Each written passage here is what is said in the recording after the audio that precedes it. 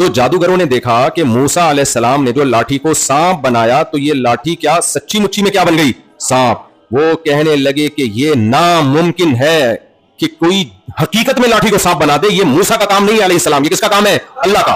اس لیے فَأُلْقِي قرآن میں فا ہے تعقیب مع الوصل کے لیے, علماء سمجھتے ہیں اس کا مطلب فوراً ایک کام ہو, اور القیہ کا مطلب فعل مجہول ہے. ریفلیکٹ ایکشن کا نام سنا ہوگا نا آپ نے, غیر شعوری حرکت.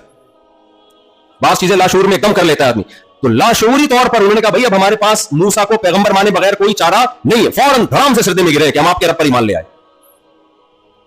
تو جب ایمان لائے ہیں, یہ اس لیے نہیں کہ ان کے ابا مسلمان اور ان کی اماں مسلمان, دیکھا ایمان لائے فوراً قربانی دینے کے لیے تیار, کیونکہ موسیٰ علیہ السلام کی باتیں تو سن چکے تھے پہلے, کفر کی حالت میں بھی سن چکے تھے, لیکن شک میں تھے کہ پتہ نہیں یہ صحیح کہہ رہے ہیں غلط کہہ رہے ہیں. جب یقین ہو گیا یہ اللہ کے پیغمبر ہیں تو بھائی پیغمبر کی زبان سے سچ کے سوا کچھ بھی نہیں نکلتا. وَلَوْ تَقَوَّلَ عَلَيْنَا بَعْضَ الْأَقَاوِيلِ لَأَخَذْنَا مِنْهُ بِالْيَمِينِ ثُمَّ لَقَطَعْنَا مِنْهُ الْوَتِينَ. قرآن کہتا ہے پیغمبر اگر مجھ پہ کوئی جھوٹ کی نسبت کر دے, کوئی غلط بات کر دے, میں دائیں ہاتھ سے پکڑ کے شہر کو کاٹ ڈالوں. پیغمبر کی یہ مجال نہیں ہے, پیغمبر کے لیے ممکن نہیں ہے کہ وہ کوئی ایسی بات کرے جو اللہ کی نہ ہو, لیکن اس کی نسبت کس کی طرف کر دے؟ اللہ کی طرف کر دے. تو جادوگروں نے دیکھ لیا تھا کہ موسیٰ علیہ السلام نے بتایا کہ جو اللہ کے لیے قربانی دیتا ہے جنت ملتی ہے, جو کفر پہ مرے گا, نافرمانی پہ مرے گا, کہاں جائے گا؟ جہنم میں. پہلے شک تھا, اب کیا ہو گیا؟ یقین. اب جب جنت کا یقین ہو گیا تو پھر ہماری طرح کا لنگڑا لولا ایمان نہیں ہے. ہماری طرف ہم پتہ کیسا ایمان, ٹرائی کر کے دیکھو دین پہ چلو, اگر آخرت ہو گئی تو کامیاب ہو جائیں گے, نہیں ہوئی تو چلو ختم. نہ نہ یہ نہیں ہے. جادوگروں نے کہا انما تقضی هذه الحیات الدنیا, تو جو کچھ کرے گا اس دنیا میں کرے گا. تو دیکھو کیا کہا جادوگروں نے, انما تقضی هذه الحیات الدنیا, تو جو کچھ کرے گا اس دنیا میں کرے گا. کتنا کر لے گا؟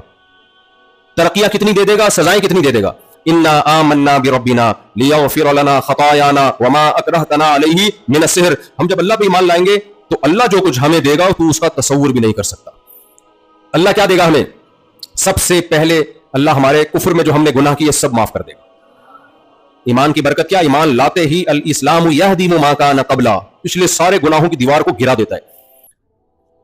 دوسرا, ہم نے کلیم اللہ, اللہ کے کلیم سے مقابلہ کیا ہے. اس کا تقاضا تو یہ تھا ہم پہ فوراً عذاب آ جاتا کہ ہم پیغمبر کے مقابلے میں آئے. ہم ایمان لائیں گے, اللہ یہ گناہ بھی ہمارا معاف کر دے گا.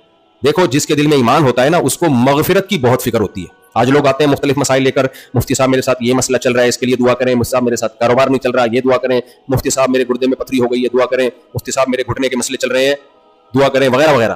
ایسے بہت کم لوگ ہوتے ہیں جو کہتے ہیں مفتی صاحب آپ دعا کرو اللہ میرے پچھلے سارے گناہوں کو معاف کر دے.